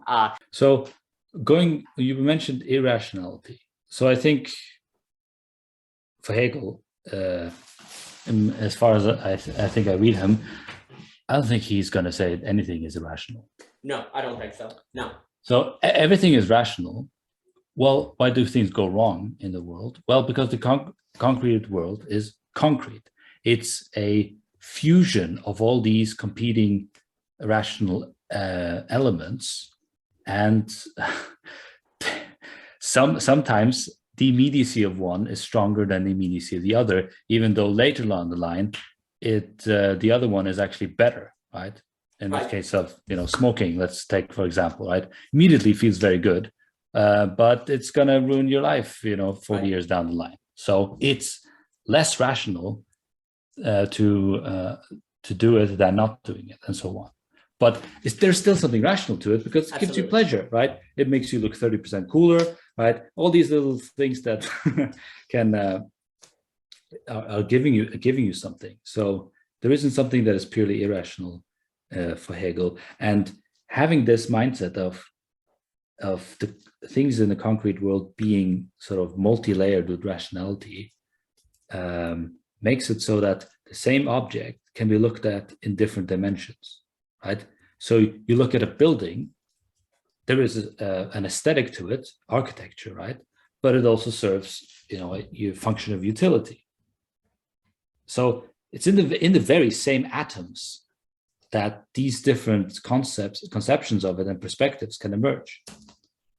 And that is all, as far as Hegel is concerned, fine, because the conceptual thinking is by its nature something multi-layered, where you have rationality, or that rationality itself is something that's multi-layered with multiple rationalities, a plurality of rationalities in it. It would be difficult for me to express how much I agree with what you are saying. The phrase irrational must always, if meaningful, refer to an outcome of a rational process we don't like. There is no possibility of thinking irrationally. St. Augustine had that part, I'm not sure where he says, there's no such thing as a bad intention. If you are doing it, you think it is good, including murdering someone, right? You would not do it if you did not think it's good. Now, it may not actually be good by some standard, but it's completely meaningless to talk about bad intention because there's no such thing. Similarly, like my obsession, this was another reason I got reignited with Hegel, precisely because of his epistemology, because like the whole phrase of the trilogy is the truest of the rational, which is the notion that we're always operating by a rationality that may or may not be true. We think it is true, but it also could be a mistake, right? But you can't call that irrational. The example I always give is if you think it's going to rain today, it becomes rational to bring an umbrella. Well, let's say it doesn't rain. Does that mean you were irrational? No, you were very rational relative to what you thought was going to occur. It just happened to be the case that you were wrong. It is possible to be rational and wrong. And in fact, I think the conflation of rational and right, which I'm using true, I'm not using it in like a hefty way, is really problematic, because then basically everyone who doesn't think like you is what? Irrational, and you can't talk with them, so democracy is over. Like democracy has to be over. Society is over, basically. Yeah, that's exactly right. No, for me, the failure to understand that you can be rational and wrong is basically the end of society. That's exactly right. But another reason why actually, again, I saw so much, I guess, from my obsession with the phenomenology of the artist is because the artist is operating on multiple levels of rationality. So, for example, when you write a novel, there is a particular structure of the sentence that makes it communicate the information. But then there's the rationality of what is going to fit into the overall story, what is going to fit into what makes it beautiful, what's going to make it compelling. Like there's a stack of objectives that have to be fed. So for me, you could never describe the creative act, if I use that Berdyaev kind of concept, if you could never describe the creative act in terms of a single rationality. There was always multiple levels of rationality that were operating in the same thing in order to bring it together, different concerns, because you could sure, but I think that a certain arrangement and assembly of different rationalities coming together do come to create something distinctive. Yes. Namely, a novelist. Yes, you write absolutely. The novel, you become a novelist. Yes. You are a poet by writing poetry and so on, or a statesman by performing, being a politician and so on. So, yes, and these things are made up of, subordinate activities like writing, making a plan, having a vision, being inspired. I want to be the next John Milton or whatever, right? All of these ambitions you have. What is so I think that this also goes to show the weirdness of our world, how these concepts are kind of coming together. Well, what you see right there, that for me is exactly what you're saying. Like if you ask the novelist, be rational in the writing of the novel, is like, what? It's like you have to operate in the tension of those different rationalities to produce something that cannot be reduced to a single one of those rationalities or those different concerns, because they all come together. But that's that again goes back, and I've now kept you for about 2 hours, and I think I could keep you for another 2 hours because I've really enjoyed your time. But that right there harkens back to the ability to handle, we're talking about the skill and to handle the split and the tension and to kind of be able to hold it, to have something emerge out of it. Like we were saying, like, what is the reconciliation in Hegel, right? What is that exactly? To me, again, I align it with the ability of the skill, the habit of the novelist, if we use that example, to hold those different rationalities, figure out the assembly that creates the right kind of tension that then emerges to the best, the novel, to War and Peace. It will not do simply to tell the novelist to be rational or to find the most rational. No. They actually need to think in terms of holding those conflicting rationalities, those conflicting concerns in order to emerge too. And that thing that emerges is a kind of reconciliation of those tensions, but it is not a removal of the tension. It is only possible because of the tension. And so that kind of production is what I align with kind of a reconciliation of what Hegel, and again, I'm trying to think of a term, but that's what just kind of comes to mind. Yeah, my point was just simply that you can have all these different elements of rationality coming together in a concert, but then in this togetherness, they constitute a whole new distinctive activity, right? That is not reducible to the sum of its parts. Exactly. Right. And since we're speaking about, writing a book, novels and so on, that itself is going to require a hell of a lot of habits, training. Exactly. Right? You have to be able to write. You have to be able to take the perspective of a reader who is reading this for the first time, right? So there's a lot of considerations there. And those things have to be practiced. Like War and Peace didn't write it the first time he wrote anything. It was written after he's had massive amounts of practice, right? Oh, absolutely. And this brings me, a few questions. One, your class is starting in October, correct? Is it that? Well, I'm thrilled for you. I think that'll be magnificent. I also didn't even get to ask you. I want to ask you about what your thesis was on. I'm very curious on that because now you're a doctor, which is amazing. Congratulations to you, sir. Thank you, Daniel. Appreciate it. That is magnificent. I wanted to also ask you. I've read some Brandon. The Hegelian scholar who did the Spirit of Trust and different things like the Hegelian pragmatism. I haven't really done a lot on him. I'm curious if you had any thoughts. You don't have to have, there's like 1,000 Hegelian scholars. I'm curious if you have any thoughts on that, although we don't have to go into any of this because I've already kept you 2 hours. But the question I guess I was going to ask based on, I'm always interested in precisely how, because I'll often, rightly or wrongly, kind of talk about how Hegel has this interesting sort of, like when we talk about progress, right? Because when you reach absolute knowing, when you reach it, then there's a sense in all it is you put it very well. All it is a making. It's not when you reach it. It's like when you realize you've always. That's what I was going to say, because you put it really well, where the implicit becomes explicit, and it's almost very interesting to me, because in a sense there's a movement to be able to realize this, but the moment you realize it, it's like you didn't do anything. There's this really weird journey to nowhere that's going on, where like because you have to you have to do something, and yet the moment you do it, it's as if you did nothing. And so I'm kind of interested in order to get there, you already have to be there. That's what's so funny. And and it's like, to me, again, I kind of align that with kind of something artistic, because with the novel, like when I write a novel, I know the whole. And so I'm kind of trying to get to where I started, but then along the way, there are variations that were not suspected, or certain customizations in different things. So it's like you're journeying to where you started, but there is a kind of journey, even if it's a journey that in the end you realize you didn't go anywhere. And so I'm kind of trying to think of the right way to talk about what Hegel presents us with. And to me, can I use a language, do you think, because I wanted to is it a journey to develop a skill? I feel like Hegel is presenting one with hard work to be able to come to terms with Hegel, and then hard work to figure out what exactly it would mean to incorporate what Hegel has presented into one's life. There's a kind of work there, which to me is a kind of development, which one can use a language, for me, rightly or wrongly, of a kind of journey. If by journey you understand at the end of it, it has a kind of negating principle at the end. Is that fair to say, do you think, with Hegel? I'm not sure. I'm curious of the best way to word this, because I've used language of journey and stages and things with Hegel, rightly or wrongly, and I want to figure out the best way to approach it. So Hegel himself uses the analogy or metaphor of stations of the cross. Right.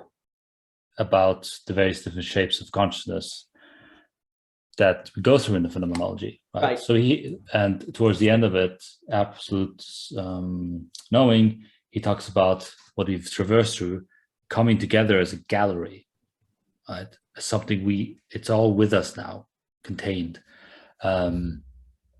So he definitely has these sort of journey, Odyssey-like evocations, but they are taken as figurative. Right? Because the development itself is strictly happening along philosophical lines, along technical, conceptual, etc., and argumentative. Not least. A novelist doesn't need to present an argument. In fact, he or she shouldn't present. Oh, absolutely, right? Absolutely. So that's a big difference between the disciplines. About Brandom, I have not read his big tome. I will someday. I have read a little bit of his stuff, and I went to a talk. He gave a talk at Warwick not too long ago, and he's a thorough thinker, very precise, but he seems to be also to be somebody who is his own thinker, his own philosopher, more than just a Hegel scholar, right? He's somebody who uses Hegel for Brandom, which, for good or worse, right, might not be the best guide to Hegel, but it also might be another good avenue to see how one can use Hegel, how Hegel can be taken up by somebody from a particularly analytical tradition, as he is from.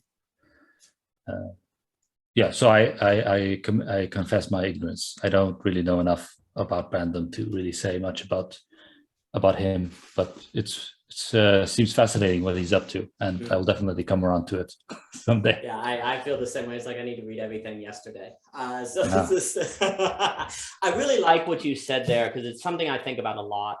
Where you're talking, please go on. I do want to keep. There's a final point I wanted to make in regards to what you said. So this strangeness of going to where you already are and so on, Hegel often talks about or analyzes tautologies. And he sees them not as vacuous, but as hinting at something that is not being made explicit in the tautologies. So I think in the third chapter of Phenomenology, he talks about the as structure.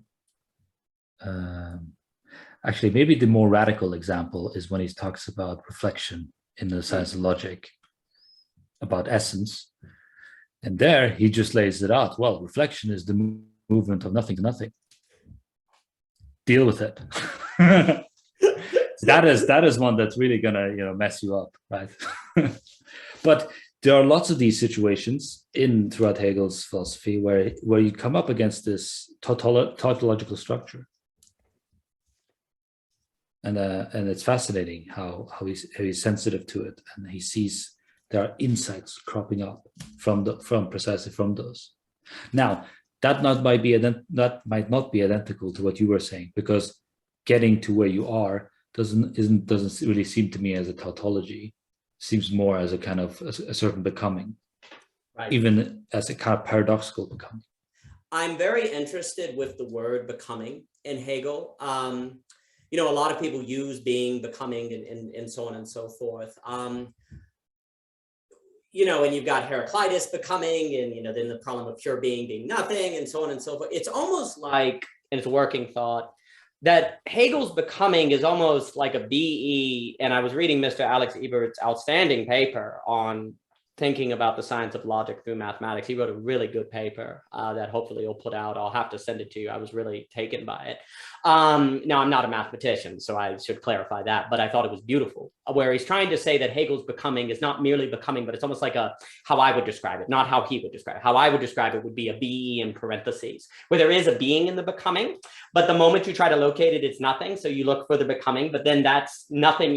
Becoming cannot be substantive on its own. It would need a being. And so there's always this referring back to itself sort of function that entails a kind of weird tension that you have to hold together, just like we were saying with reconciliation, with the that we were saying. So it's interesting because I hear the word becoming and a lot of, say, the liminal web or metamodernism, and it's kind of like change, and it feels Deleuzian in some respects, and different things like that. And it doesn't seem to be the same as what Hegel is putting forth. But I'm not enough of a scholar in, say, Deleuze to say that for sure. I've actually gone back and reread Difference and Repetition and Nonsense and trying to get a hold on it. But his becoming, that kind of structure does not seem the same as, it doesn't seem adequate to say that Hegel is a philosopher of becoming instead of being, if by that you mean something that what we see in a lot of discussions of, say, the liminal web or different things like that. There is this being in the becoming that is working back on itself. Yeah, I think the category of becoming or even being are two things that are too crude to really flesh out or characterize Hegel anywhere near adequately. So it's like going back to the Inside Out movie, right? Being, nothing, becoming are like these pure emotions. They're very flat and they're very simple. But where the show really is happening is at the level of the concept, judgment, mechanism, teleology, idea, cognition, life, right? Those are for Hegel intricate configurations of being, nothing, and becoming, and so much more. So for Hegel is much more of a philosopher of development, of freedom, which includes being and becoming, right? There is because pure becoming for Hegel, as he looks at it, examines it in logic, is something that is completely self-contradictory. It sort of undermines itself through itself. Right. Because if becoming is really becoming, then it should become something. Right. Exactly. But if it stays at becoming, it's not becoming. Exactly. So it has this supremely paradoxical, self-contradictory, undermining nature to it, right? But then Hegel, moves on from there and sees that we get better, we can say, versions of becoming in change, in process, in infinity, right? These are much more robust, richer, deeper categories, and so on and so on. It goes. So I think that just basically the being and becoming, they're just two crude categories. They're like simple colors, whereas what we want is a majestic, a huge wall painting that gives you the story of absolute idea. Well, I really appreciate you saying that. It's nice because that, again, I'm no expert to that level, but there does seem to be a crudeness. That's a really good word. There's a crudeness to it. That becoming seems in a way like you're escaping the problems of being, but if it's too crude, not really, because like you say, it has to be, it has to, you can just have a pure becoming, which is a contradiction. And so it may seem like an exit, but it's not. You're not actually, and that's what I kind of feel like. My impression is that's the mistake Deleuze makes. Now, I'm not a scholar. Someone may, they may be like, no, Deleuze in this book, I don't know. But my impression is that a lot of postmodern philosophy is a mistake of pure becoming. But that's my take. Might be wrong. Well, I really think Mr. Ebert, like I said, I think Mr. Ebert has looked to various mathematical resources to try to find a less crude way to articulate the science of logic, which I think is a beautiful effort. Like, again, I'm no mathematician, but I was really taken. Well, I have to say, though, that when you said he's a mathematician and the things he made was beautiful, that makes me supremely suspicious. I know that he talks about that, where Hegel's like, because like math and beauty, these things shouldn't really go together. I completely Beauty is understand. an aesthetic category. No, who's Professor Sabina Hofstadter, where he talks about beauty, where beauty in mathematics has been a giant mistake. No, I completely agree. She links it up with physics, though. Oh, yeah. And she talks about the danger of beauty as a heuristic. I really think that's quite good. When I say, one of the reasons I guess I felt like using beauty is because it was not as crude as being as becoming. And he actually will talk about the dangers of mathematics with Hegel. So, I thought it was a really interesting way to at least try a way to avoid the crudeness of being and becoming. And I thought that was noble. The other thing I was going to say, when you're talking about Brandon, I'm always really interested in this dilemma of using a thinker as opposed to thinking a thinker, and how, so obviously there are lots of people who use Hegel. I probably use Hegel, right? And there's something generative about it, and there can be something creative and good, but then there can also be something very problematic with it, right? Because you're saying that this is Hegel, and it's always interesting navigating, why do we do that? For example, it's a thought I always wonder, why do we use Hegel if for example, if we make a distinction between thinking Hegel, which I know nobody knows a perfect interpretation and so on and so forth, but there seems to be a difference in the effort, right? When you say, I'm going to really think Hegel, try to figure out what he's getting at, that seems different than the philosophical effort of saying, I'm going to use Hegel. There's a kind of different disposition that one brings to, say, the act of trying to use a thinker. And again, I'm not an expert in Brandon, so, but my impression is what you say. And I actually think in the beginning of The Spirit of Trust, he basically says that. He's like, hey, I'm just using it. I don't know if this is the correct interpretation. I'm more just using Hegel. I recall him almost directly saying that, almost. But what I find so interesting is, why do we as human beings are thinkers? Why do we feel the need to use a thinker as opposed to, say, generate the ideas and not ascribe them to Hegel at all, right? If ultimately you're just using Hegel, or you're using Hume, or you're using whoever, why do we as people, and this is just a speculative thought, why do we feel a need to ascribe it to another thinker? Is it because when we had the ideas while reading them, and so we feel like a debt to them, even if it's not equivalent to them? Is it a searching for authority? Is it where you say, well, 60% of the ideas are from Hegel while 40% are mine, so therefore I ought to say they belong to Hegel because such a large percentage of them are found in Hegel? I'm always interested in why that happens. Well, generally speaking, I think we're prideful creatures. And I say that as a good thing. Sure. The universal is, the concrete is a linking up of the universal with the singular, right? So these thoughts, these ideas, somebody thinks them. Somebody, is at the frontier and brings them out, and that's for everybody's benefit. I think it's fine that we ascribe things to certain people. That's because identity is something that's very crucial to us, who we are, right? You, Daniel, novelist, father, erratic thinker, Yes. These are things that kind of sustain us in our everyday in a very deep level. But about using other people, I think that's fundamentally is also a good thing. I'm reminded of a quote by Blake, which is you should draw your plow over the bones of the dead. In a way, rich earth is rich because it's all made up of the most dead creatures in it.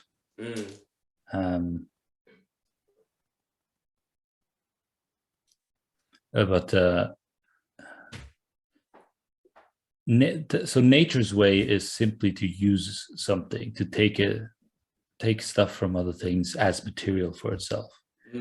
But in spirit's way, it's a way of keeping what was and remembering it.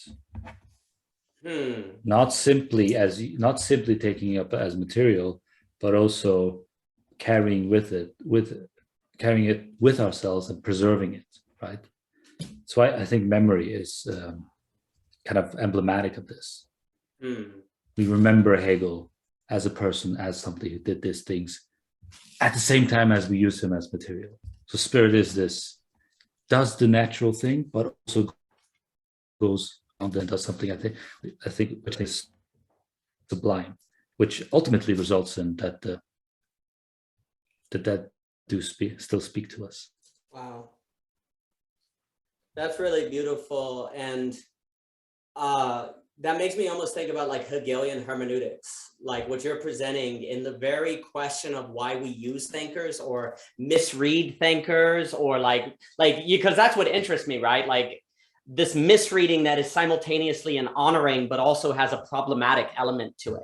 Like how at the same time where there's a kind of, dare I say, negation, there's also an honoring and also a movement of spirit. That's really interesting to think about Hegelian hermeneutics. And in the very use act, that's very interesting. I think ultimately, though, the honoring wins out. That's beautiful. And we keep getting better at it because we are remembering more and more. I'm gonna write that. That's really beautiful. Hegelian hermeneutics. Well, I'm gonna encourage you to write that paper. I mean, that's a beautiful paper. Hermeneutics. You're giving me more work. I know I am. I'm a terrible human being. I'm really terrible. Well, Filip, I've kept you for 2 hours. I really appreciate your time. I could speak to you much more. We'll have to do it again. I'll just force you to do it again. Well, for my sake, it feels like we've just been here for a little moment. I feel the same. Time has just flown by. Well, Filip, I've really enjoyed it. I really appreciate it. I really I want to one, I have so many more things I wanted to ask you, like on your thesis, on what drew you to Hegel, like what are some of the things you want to touch on in your course? And again, I think it is wonderful that you're doing that course, and the work that goes into that is not easy. The other thing that I always joke with, another thing that artists do that's interesting, you work, as as a poet, you work really hard to make it look like it was easy, right? You work really hard to make it look like it was just natural, right? And so the same goes with putting together something like you're putting together. And I think that's wonderful that you're doing with Johannes and Halkyon Guild. Well, Filip, thank you. I appreciate it very much. Thanks, Daniel. Sir. It's been very, lots of fun being here and talking to you. Yeah. I enjoy it very much, Filip. Well, if you're ever in Central Virginia, or we have a great porch, the children will absolutely tell you all about their day and the movement of spirit through them and things like that. But Filip, thank you so much. I really appreciate it, sir. I expect they will have moved on to early modernity, early modern philosophers by the time I get across the pond. I'll make sure that Haven, Grace, and Reed are ready for that. So, by the time, we'll make sure that they're up to speed on where they need to be. Well, Filip, thank you very much, sir. I really appreciate it. I hope you have a wonderful day. Thank you, sir. Thanks, Daniel. It's been great being here. Thanks a lot. It's been a delight. Thank you, Filip. Have a great one.